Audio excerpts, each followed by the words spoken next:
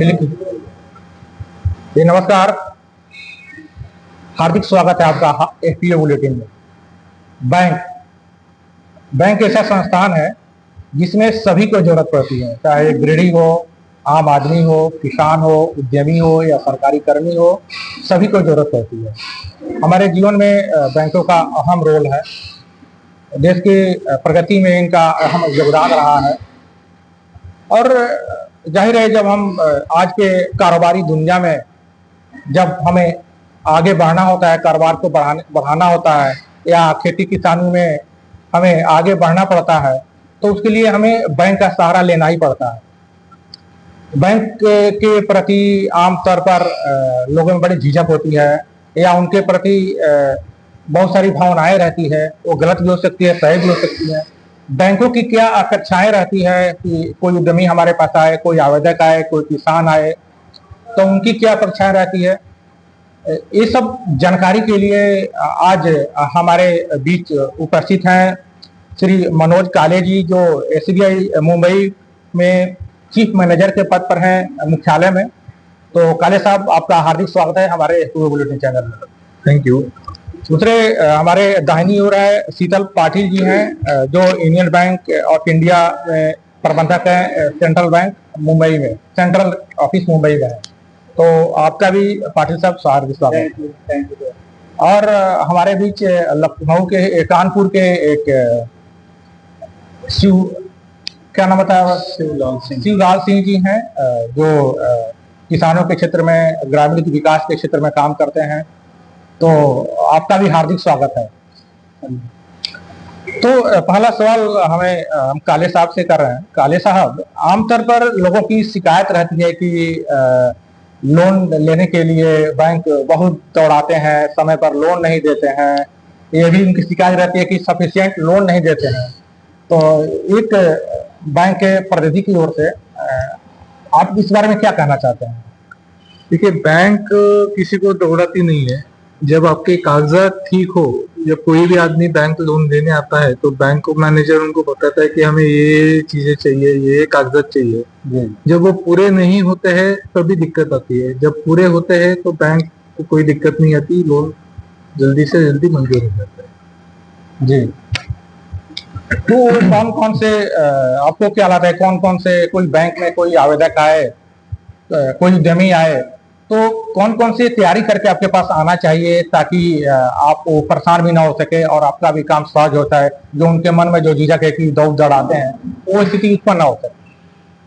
जैसे उनका केवाईसी ठीक तरह होना चाहिए। जी। बाद में उनका जो, अगर कोई व्यवसाय कर रहा है तो व्यवसाय के लिए जो कागजात लगते हैं, लाइसेंस लगता है, वो ठीक तरह होना चाहिए। जी। उसके बाद फाइनेंशियल स्टेटमेंट्स अगर कुछ केसेस में लगती है तो वो ठीक तरह से हो तो कोई दिक्कत नहीं है। जी। अच्छा, अगला सवाल हम शीतल पाटिल साहब से करेंगे। अच्छा, आप अक्सर देखते हैं कि एक उद्यमी या आवेदक जब आपके पास लोन के लिए आता है तो आप लोग आमतौर पर उसे कोलेटरल मांगते हैं, कुछ संपार्श्विक राशि मांगते हैं। तो गवर्नमेंट की बहुत सारी योजना है जिसमें उनको नहीं लेना होता है, फिर भी आप लोग मांगते हैं, आमतौर पर शिकायत है। इस बारे में आप क्या कहना चाहते हैं? ऐसा नहीं, एक्चुअली क्या रहता है उसमें भी गवर्नमेंट अप टू 5 करोड़ तक कोलेटरल फ्री लोन देता है, उसमें गारंटी कवर रहता है। लेकिन उसमें क्या रहता है, अगर कोई हमारे पास आता है कर्जा लेने के लिए, लोन लेने के लिए, तो उसको कोलेटरल मांगने का क्या रहता है हमको, क्योंकि जो वो फर्स्ट टाइम लोन ले रहा है और उसको बोल रहा है कि मुझे 1 करोड़ लोन चाहिए बिजनेस सेटअप करने के लिए। अभी उसके पास कोई एक्सपीरियंस भी नहीं है, पहले उसने कभी कोई बिजनेस किया है, अभी फर्स्ट टाइम वो उद्यमी बन रहा है। उस केस में हम उसको कोलेटरल मांगते हैं। क्यों? क्योंकि उसका वो बड़ा प्रोजेक्ट डालने के लिए जा रहा है, उसमें बैंक का सिक्योरिटी भी देखना पड़ता है। अगर हाँ वो छोटा प्रोजेक्ट डाल रहा है, 50 लाख का प्रोजेक्ट डाल रहा है, तो उसमें हम कोलेटरल नहीं मांगते, उसमें आवश्यकता भी नहीं होती। अच्छा, एक अंदरूनी बात थोड़ा सा बताएंगे, अंदर की बात है, आम आदमी नहीं जानता है। आप ये बताएं कि आप किस प्रकार के आवेदकों को या फिर किस तरह के लोन लेना बैंक अपने को सुरक्षित महसूस करते हैं और साथ ही साथ वो देना पसंद करते हैं? किस तरह के लोन? सुरक्षित मतलब क्या है, जो हमारा फर्स्ट तो हम जो एग्जिस्टिंग कस्टमर है क्या देखते हैं हमारा, उसमें हमारे पास उसका पहले से खाता है क्या बैंक में, ये देखते हैं। ये रहेगा तो हमको थोड़ा कॉन्फिडेंस आता है उसको लोन देने में। दूसरी चीज तो ये, जब हम उसको इंटरोगेट करते हैं तब हमको पता चलता है, उससे जब हम कोई बातें या सवाल करते हैं तब पता चलता है कि वो सच में इसको बिजनेस करना है या नहीं करना है। उसके कुछ 4-5 सवालों से जवाबों से हमको पता चलता है कि ये जेन्युइन है बाबा, इसको देना चाहिए हम, तब हम उसको देते हैं। जैसे क्या क्या सवाल करते हैं आप? हाँ मतलब उसके बिजनेस के रिलेटेड, उसने बिजनेस जो वो डालने जा रहा है उसका क्या क्या उसने मतलब बैकग्राउंड उसको मालूम है, ऐसे इसमें उसने मार्केट सर्वे किया है क्या, प्राइस का जो फ्लक्चुएशन रहेगा उसका उसने स्टडी किया है क्या, डिमांड सप्लाई का स्टडी किया है क्या, ये हम उसको साधारण उससे मालूम करते हैं, तभी हमको भी कॉन्फिडेंस आता है उस पर लोन देने के लिए।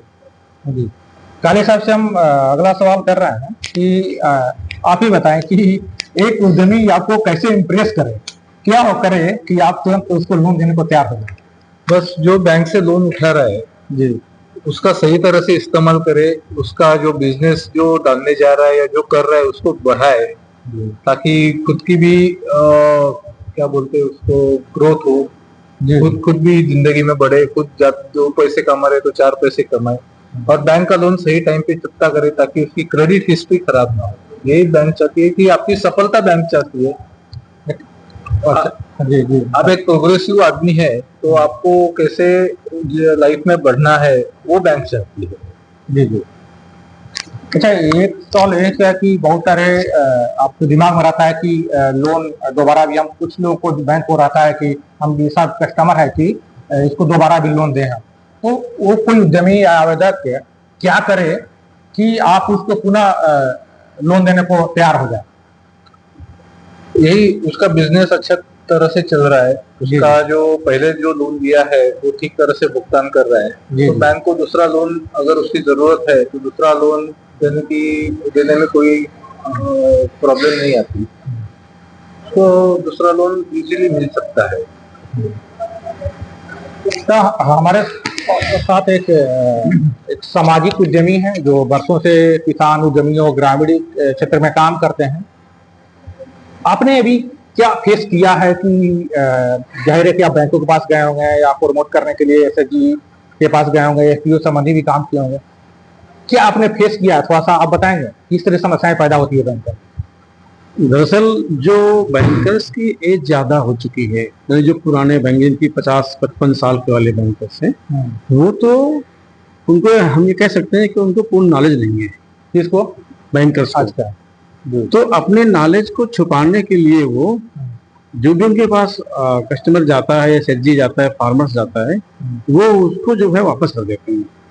उसी जगह पर जबकि पढ़ा लिखा लड़का जाता है या पढ़े लिखे तो होते ही पहले से वो, लेकिन जो नए बैंकर्स आए हुए हैं, जो नया स्टाफ आया हुआ है और सोशल मीडिया का जमाना है, तो इसके चलते वो उनको बरगला नहीं पाते। अब उनको टू द पॉइंट बात करनी आती है और उनको जवाब देना भी आता है। तो अब हम देख रहे हैं पिछले 10 सालों के अंदर जो परिवर्तन आया है, बहुत सकारात्मक परिवर्तन है ये। और जहाँ फेस करने की बात, मैं आज से करीब 40 साल से मैं इस पर काम कर रहा हूँ। जब स्वर्ण जयंती स्वरोजगार योजना थी, उस समय जब देखता था मैं कि स्वयं सहायता समूहों के लिए एक अच्छी स्कीम थी वो, लेकिन बैंकर्स को पता नहीं था, या वो चाहते थे क्योंकि उनकी आदत पहले से खराब हो चुकी थी। जो उनकी ये स्पेशल कंपोनेंट स्कीम चलती थी पहले, तो उनके जो तरीके थे लोन देने के थोड़ा अलग तरीके से थे वो। अब उनमें परिवर्तन आ गया है। अब वो दादागिरी नहीं चलती, वो उनका व्यवहार वही रहता था जैसे कोई सामंतवादी कोई अपना पैसा दे रहा है तो 10 चक्कर लगवाता, 20 चक्कर लगवाता उससे, तब कहीं उसको दे पाता। अब वो चीजें नहीं रही हैं, क्योंकि हमने ऐसे बैंकर्स को भी देखा है कि वो किस प्रकार से तो जो ग्राहक उनके पास आया हुआ है, बड़ी एक डरते डरते आया हुआ है। मैं देखता था कि वो बैंक के गेट एक पर्दा लगा हुआ है, वो झांकता था, ऐसे झुकता था बड़े से, और बैंकर्स ये नहीं कहता कि आ जाओ, क्या काम है, कैसे आना हुआ, मतलब ऊंची आवाज बोलना, तो बिना कुछ बताए वापस चला जाता था। ऐसे वो बड़ी हिम्मत जुटाकर फिर किसी दलाल के माध्यम से आता था। वो तो दलाल के माध्यम से आता था तब कहीं उसका कार्य हो पाता था, फिर आज के परिदृश्य में अब बड़ा परिवर्तन आ गया है। पहले से वर्क कल्चर में परिवर्तन आया है बैंकों हाँ, के? परिवर्तन, बैंकों में परिवर्तन आया हुआ है, क्योंकि हम लगातार बैंकों के साथ में जुड़े रहते हैं। नाबार्ड के साथ मेरी काफी दिनों से साथ है, बहुत सारे कार्यक्रम चलते हैं, बीएलबीसी मेरा जाना होता है। और जब बैंक के साथ में कहता है कि बैंक मेरा, मैं लोगों को मित्र बनाना चाहता हूँ, बैंक तभी चलेगी जब से ग्राहक होंगे। ग्राहक नहीं होंगे तो बैंक नहीं चल सकती है। जिसके अंदर ये फीलिंग होती है, बैंकर्स के अंदर होती है, वो अपने ग्राहक को एक भगवान रूप मानता है। वो लिखा भी रहता है कि कस्टमर जो है मेरा एक गॉड है, भगवान है। जिसने भी ये चीज मान ली है, स्वीकार कर ली है, वो अपनी जगह पर बैठा सफल बैंकर्स है। वो तो आज जगह बदलाव हुआ है और कुछ ठीक एक दिखता है कि नहीं कुछ अच्छा हो रहा है। चलिए, आपने जमीनी स्तर की बातें बताई, लेकिन आपने स्वीकार किया कि पहले से वर्क कल्चर में बैंकों के चेंज हुआ है। जी, इसी परिप्रेक्ष्य में हम अगला सवाल करेंगे पाटिल साहब से। पाटिल साहब ये बताएं कि एक उद्यमी को कब समझ जाना चाहिए कि अब बैंक टाल मटोल कर रहे हैं, ये लोन नहीं देंगे, तो उनको अपने से किनारे हो जाना चाहिए। बैंक कैसे क्या करते हैं कि वो समझ जाए? क्या आप लोग करते हैं? कैसा रहता है, जब उद्यमी कोई बैंक के पास आता है तो पहले विजिट में जब कोई बैंकर उसको सवाल करता है और फिर वो सेकंड विजिट में भी उसको जो सवाल करता है, उससे बैंक वालों को मतलब मालूम हो जाता है कि बाबा ये उद्यमी उसका उद्यम अच्छे से कर सकता है, नहीं कर सकता है। उसमें मतलब उसके जो आंसर जवाब देता है उसको थोड़ा टालाटल करता है बैंक वाले, या दूसरे बैंक वाला दूसरे किसी काम में बिजी रहता है, उसको वेट करने के लिए बोलता है।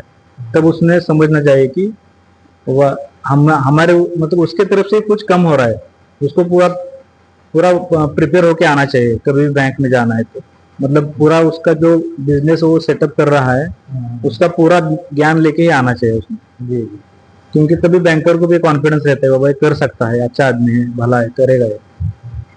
ये बहुत ही महत्वपूर्ण बात बताए कि ये टाल मटोल जब कर रहा है, ध्यान नहीं दे रहा है, उनके सवालों का सही जवाब नहीं उद्यमी दे पा रहे हैं, तो उनको समझ जाना चाहिए। अच्छा, ये बताइए कि आपकी नज़र में, आप चूंकि सेंट्रल हेड ऑफिस में आप हैं, और आपको क्या लगता है कि कौन कौन से ऐसे उभरते लाभकारी क्षेत्र हैं जहाँ किसी उद्यमी को वहाँ उस क्षेत्र में उद्यम लगाना चाहिए, और फिर उसके लिए लोन के लिए बैंक को अप्रोच करना चाहिए? इससे क्या क्या अपने क्षेत्र में उभरते जो क्षेत्र है, एरिया है, क्या क्या हो सकता है की एक्टिविटी? अभी बोली जाए तो सबसे बढ़िया क्षेत्र है पीएमएफएमई स्कीम है गवर्नमेंट का, बहुत बढ़िया स्कीम है फूड इंडस्ट्री के लिए, और उसमें ग्रो भी बहुत, अभी हमारी इकोनॉमी भी फूड इंडस्ट्री में बहुत अच्छी तरह से ग्रो कर रही है। और उसको गवर्नमेंट इंटरेस्ट सब्सिडी भी दे रहा है। और दूसरा एक स्कीम है उसी में एआईएफ करके, एग्री इंफ्रास्ट्रक्चर फंड, वो भी बहुत बड़ा स्कीम है। मतलब हम दोनों पे भी बेनिफिट ले सकते हैं, पीएमएफएमई में भी ले सकते हैं, एआईएफ में भी दे सकते हैं एक यूनिट को।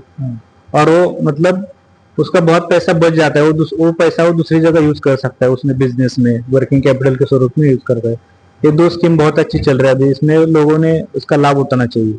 नहीं, हम बात करते की एक्टिविटी के बारे में। जैसे आपने बताया कि खाद्य प्रसंस्करण जो क्षेत्र है बेटर है, वो उस तरह गैर खाद्य क्षेत्र में भी बहुत कुछ हो सकता है। तो ऐसा कुछ आप दिमाग में आपके कुछ है क्या कि ये क्षेत्र में अगर ऐसे क्षेत्र में अगर कोई उद्यमी आए, निवेश करे या लोन ले, तो उसको संभावना ज्यादा रहती है उसके कारोबार को आगे बढ़ने की? ऐसा कुछ नहीं, अभी उसमें क्या है, वो हर एक क्षेत्र पे डिपेंड है। उस क्षेत्र में क्या कौन सी फसल आती है, कौन सा फूड प्रोडक्ट आता है जो उसका प्रोसेसिंग या रॉ मटेरियल मतलब इजीली मिल सकता है, वो उस कार्य क्षेत्र पे डिपेंड है। अच्छा अच्छा। जब कोई नासिक हमारे महाराष्ट्र में उधर का हम ये करें तो वहाँ पे ग्रेप ज्यादा आता है, तो ग्रेप के रिलेटेड जो प्रोसेसिंग प्रोडक्ट है उसके लिए वहाँ स्कोप है, क्योंकि रॉ मटेरियल इजीली अवेलेबल है। अच्छा अच्छा। अभी उधर थोड़ा सांगली साइड वगैरह, कोल्हापुर साइड में वहाँ पे भी ग्रेप है, लेकिन वहाँ पे ये होता है, रेजिन्स होता है, बेदाना होता है, उसके लिए बहुत स्कोप है। ऐसा वो क्षेत्र पे डिपेंड है, वो क्षेत्र पे डिपेंड करता है कि कौन सा उद्यम वहाँ के लिए लाभकारी है और ज्यादा ग्रोथ करेगा। Yes yes. तो हम काले साहब थोड़ा सा ये बताएं, आपकी कोई उद्यमी बैंक से ऋण लिया है, तो आप उसे क्या अपेक्षा करते हैं कि उसको क्या करना चाहिए और क्या नहीं करना चाहिए, ताकि उससे बैंक से रिलेशन भी बढ़िया बना रहे, उसका कारोबार भी ग्रोथ करे और आगे भी उसके आपके बैंक का दरवाजे खुले रहे? उसको क्या क्या करना चाहिए? उसका जो व्यवहार है वो बैंक के थ्रू रूट करे। जी। सारा जो भी लीगल कंप्लायंस है, जो भी है वो सारा लीगल कंप्लायंस करे। जी जी।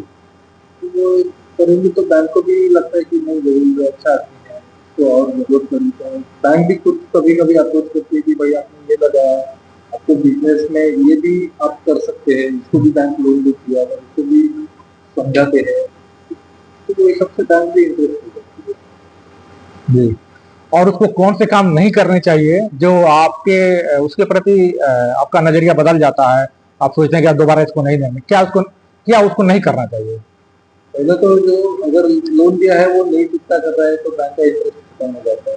दूसरा, अगर ट्रांजेक्शन नहीं कर रहा है तो भी बैंक को लगता है कि भाई इसने जो लोन उठाया है, जी जी। ठीक है, उसने जो कार्य के लिए कोई मशीनरी है वो ला के रखी है पर वो ठीक तरह से चला नहीं पा रहा है, या क्या कुछ गड़बड़ है इसके लिए वो बैंक के थ्रू अपना व्यवहार नहीं चला रहा है। जी जी। वो अगर ऐसे कुछ होता है तो बैंक को इंटरेस्ट कम हो जाता है। जी फिर बैंक बार बार उसका इंस्पेक्शन करेगी, देखेगी कि भाई वो जो धंधा ठीक चल रहा है नहीं चल रहा है, यही सोचती है। अच्छा, कोई हम जानना चाहते हैं कि कोई व्यक्ति आपके बैंक के में लोन लेने की तैयारी करने के लिए लोन लेने के लिए आ रहा है आपसे बात करने के लिए, तो उसको ऐसे लोगों को आप क्या सुझाव देना चाहिए कि कौन कौन से तैयारी करके बैंक में आए, क्या संदेश देना चाहेंगे ताकि आप बढ़िया से उनसे इंटरेक्ट हो सके और उनका भी काम आसान हो जाए और आपका भी उनके प्रति झुकाव बढ़े? क्या क्या तैयारी करके आना चाहिए आपके साथ? अगर कोई पहली बार आ रहा है तो हम लोग उसको समझाते हैं कि भाई तुमने ये प्रोजेक्ट के लिए ये डाला है तो बैंक को हमें ये स्टेटमेंट नहीं, और वो घर से ही क्या तैयारी करके चले, मेरा ये कहना था कि क्या तैयारी करके आपके पास आए हो, क्या सुझाव देना चाहेंगे? जी। उसको पहले तो आजू बाजू में भी उसको देखना चाहिए कि भाई जो मैं व्यवसाय डालने जा रहा हूँ उसके लिए क्या क्या रिक्वायरमेंट है। अगर किसी का पहला व्यवसाय चालू है तो शायद उससे वो बातचीत करके आ जाए, उससे समझ ले कि कैसे चल रहा है, इसके लिए क्या क्या चाहिए। अगर वो थोड़ी तैयारी करके आ जाए तो ठीक रहता है, ताकि जो बैंक वाले कुछ सवाल कर सकते हैं तो उसका भी वो जवाब ठीक तरह से दे पाए। जी, हम अगला सवाल करेंगे जो हमारे एक ग्रामीण परिवेश के प्रतिनिधि के रूप में आए हुए हैं हमारे बीच, जो सफल उद्यमी है। आप ये बताइए कि संक्षेप में कि बैंकों से एक उद्यमी की, किसान की या आवेदक की या किसी एनपीओ की क्या अपेक्षाएं रहती है, आमतौर बताएं? आमतौर पर जो एफपीओ है या जो दिल्ली में किसान है, जी वो एक बहुत सामान्य से वातावरण में अपना काम करना चाहता है। जी जी उसके लिए किसी तरह तनाव नहीं देना चाहता है। जी और जहाँ मैं एग्जाम्पल देता हूँ आपको जी कि एक कानपुर में ही एक कमंडल फार्मर फिल्टर कंपनी है और उसने फार्म मशीनरी बैंक के लिए अप्लाई किया। हाँ, तो अप्लाई करने से पहले जी मैंने फोटो लिखा हुआ शाखा प्रबंधक बैंक ऑफ बड़ौदा के पास, हाँ, आलोक जी वहाँ मैनेजर थे, उनको लिखा हुआ था कि इस तरह की स्कीम के तहत कितने रुपए का फाइनेंस कर सकता है, कृपया ये बताने का कोशिश करें कि आपको क्या क्या डॉक्यूमेंट चाहिए।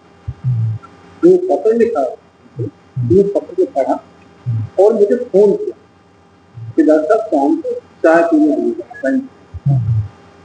तो मैं गया, उन्होंने मुझे उसी लेटर में लिख के दिया कि जितने उनके डायरेक्टर ने उनके आधार और पैन और फोटो ये भी दे दीजिएगा। तो अगले दिन हमने ये तीनों डॉक्यूमेंट, आधार, फोन नंबर और क्या कहते हैं पैन, फोटो दे दिया उनको। उसके अगले दिन यानी तीसरे दिन उन्होंने टोटल फाइनेंस मुझे 4 जुलाई फाइनेंस भी किया, बहुत एक अच्छे वातावरण। तो एक बारोबार का होता है वो चाहता है कि नहीं हम जैसे बैंक में जाए तो शाखा लोग खुश हो, उसके चेहरे मुस्कान आनी चाहिए कि नहीं हमारा कोई अच्छा ग्राहक आया हुआ।